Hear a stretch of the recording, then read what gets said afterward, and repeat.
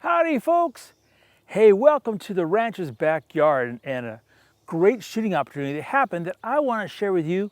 I think would help you with your cavity nesting photography. And that's what the video is all about. So the scenario is we just literally had moved into the ranch. Within a couple of days I put up the nesting boxes. This is back in April. Within, it seemed like hours, a pair of red-breasted nuthatches took up nesting in the box. Now that normally doesn't happen, especially doesn't happen that quickly. So it was a really great opportunity that I wanted to take advantage of and basically record forever photographically. Now, how do you do all that? That's what we're going to talk about. First and foremost, no photograph is worth sacrificing the welfare of the subject. Nesting is a critical time for birds. You have to show certain care, certain cautions. We're going to go over that. And then how do you actually make it all happen? Well, it takes a couple things. It takes some biology, it takes technology, then you can combine all those into the shooting to actually get the shot. So let's just dive right in so you understand what I'm talking about.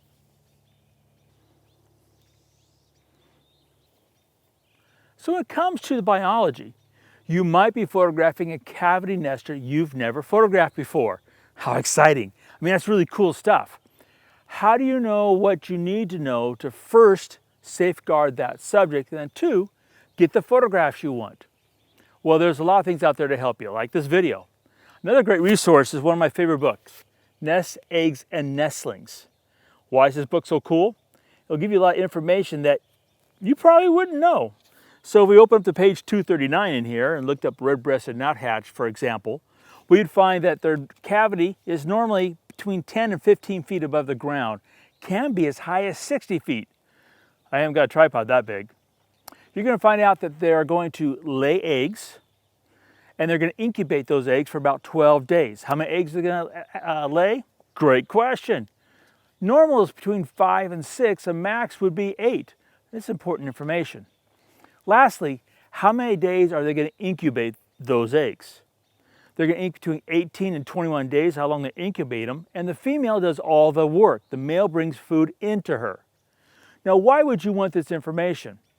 Well, if you're out on your walk and all of a sudden you have your binoculars, and you spy a bird going into a nesting cavity, and it's at a height that you can photograph because it's 60 feet up, you're going to be photographing up parts of their body you don't want to see in a camera, okay? You want to be able to sit there and go, okay, they've just laid an egg. And some birds lay one egg a day, some lay them all at one time. It's going to tell you the answers to that. And then you're going to sit there and go, okay, how many days until they hatch? How many days they hatch is important because that is the time you really don't want to be at the nest.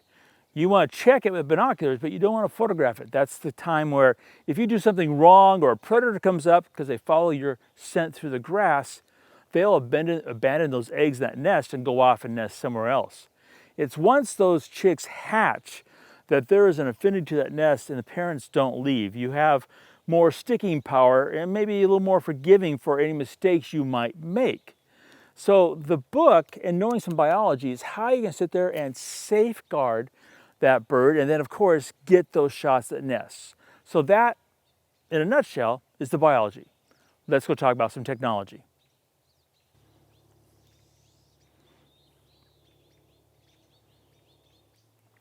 All right, so the technology part. Now remember, it's all based on what? The photograph. So I'm actually shooting this about the same time of day that I was photographing the nest. You can see how just on my face in this video, how spotty the light is, okay? There's highlights, there's shadows. So that really is what determined a lot of things in which I did to get the photograph. So the basic setup is I've got the D6, the 180-400, and the SB5000. Now, this kind of gear is not required. You can use any body and lens that you want. You just want to make sure you have a working distance so the gear is not right in the face of those birds and keeping them off the nest. That's really important, okay? This is a basic principle I have. If the birds leave the nest, okay, and they're gone for a few minutes, I start counting. After a couple minutes, if they have not come back, I pull the gear out. because that is much more important than the photograph. It's the success of that nest and those parents raising the next generation. Now, with this thought, okay, how do you make this work? You can sit there and see the light on my face. You know, it's annoying to me just, you know, having that coming through the canopy. Photographically, it's even more so of a challenge. So we have a couple things we have to do. First, we have to get that sharp photograph. That's really kind of the thing that's important. And what you're going to do is I had Sharon put her hand right up in front of the nesting box, and I focused on her hand. Now, why did I do that? Well, the birds, I'm not going to be at the camera. I'm about 30, 35 yards away. I'm shooting remotely using the WRR10. And I want the camera pre-focus, so it's on manual, so the autofocus, because you can focus with this. I don't want it to. It's on manual focus, and I've manually focused on her hand, and I put it right in the center of the hole. Now, why did I do that? Well, after observing for a while with the bins, I saw them going basically straight into the box, almost perpendicular to the back. My only hypothesis was because they're going in and they're having to stop so they don't go and smash in the back.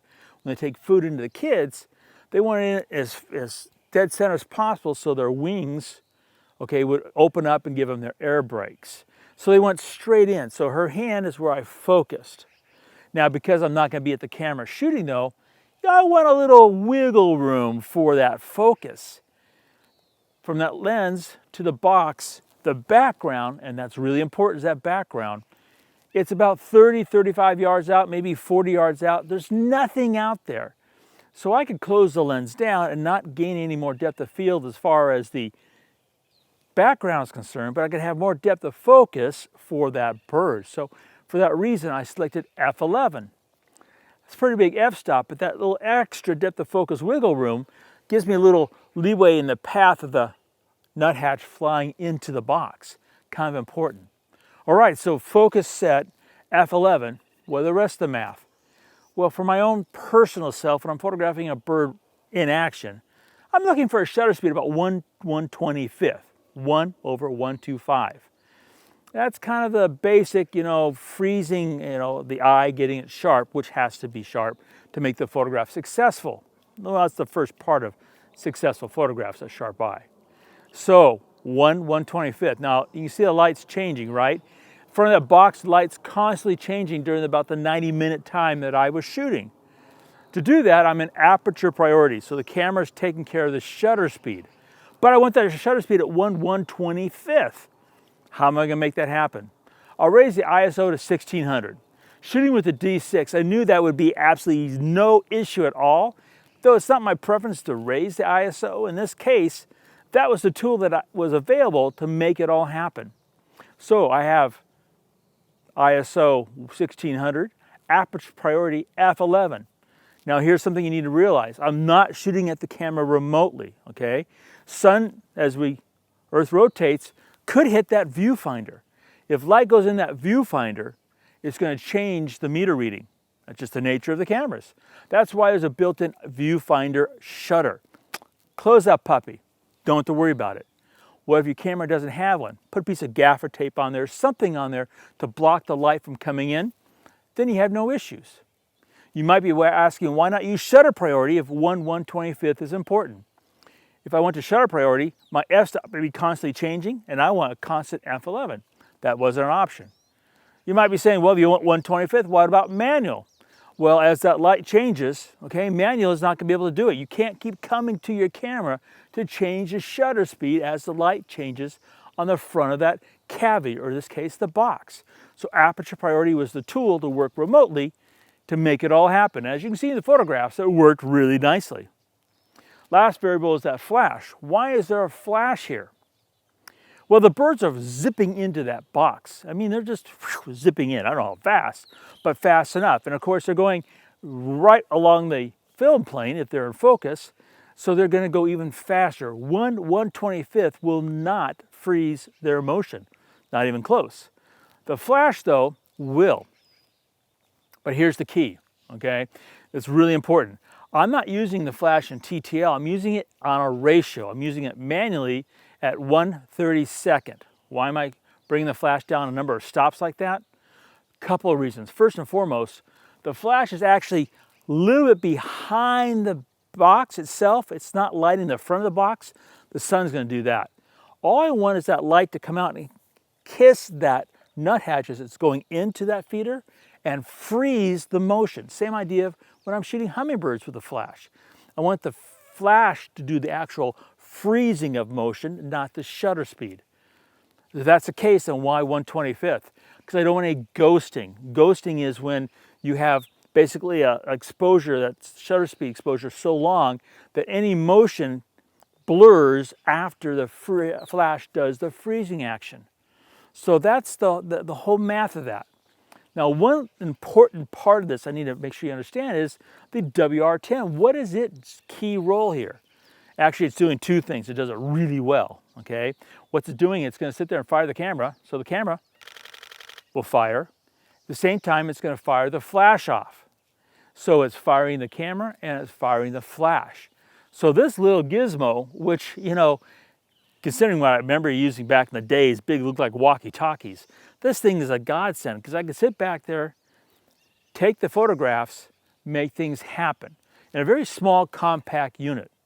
Now, last thing I want to touch on is this setup you see here. I didn't come out here and perfect it at the nesting box. That period of time when I said they're laying and incubating the eggs and then they have nestlings. So that period of time, I have this all set up and I'm testing in the house before I even got here. I made sure everything is thought out and I have everything in place. You might be saying, well, how about that freezing with the flash shutter speed stuff? That's a little confusing. Get a tennis ball. Have somebody throw a tennis ball. Photograph that tennis ball before it hits the wall. If you get that tennis ball sharp, you know you've got your focus plane correct. You know you've got your ratio on your flash correct and your shutter speed correct. You can do all this testing prior to coming out here, so then when you come here, you just have to fine tune. So now we've got biology, we've got technology, let's combine it and get the shot.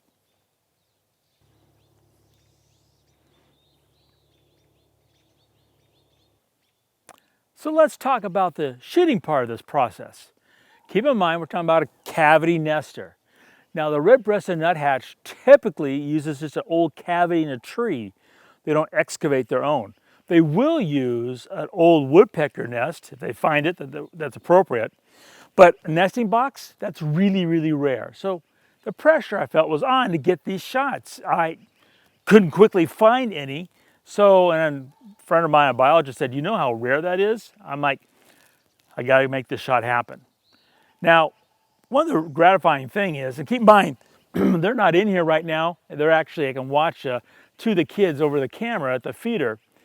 They've left already. So the time you're gonna shoot them is that very small window when they get ready to fledge, because they're a cavity nester. Otherwise, it's just a parent going in and out of an empty hole. So you want a little bit of that action going on. And as they get older, the frenzy to feeding gets more fanatic, and they're sitting there, they're going back and forth much more. Makes your time at the camera more productive.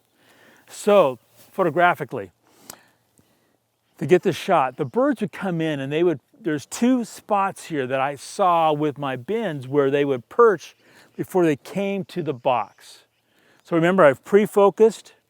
This is my line of where I want to shoot them coming in. Okay, it's basically 90 degrees from the back of this box.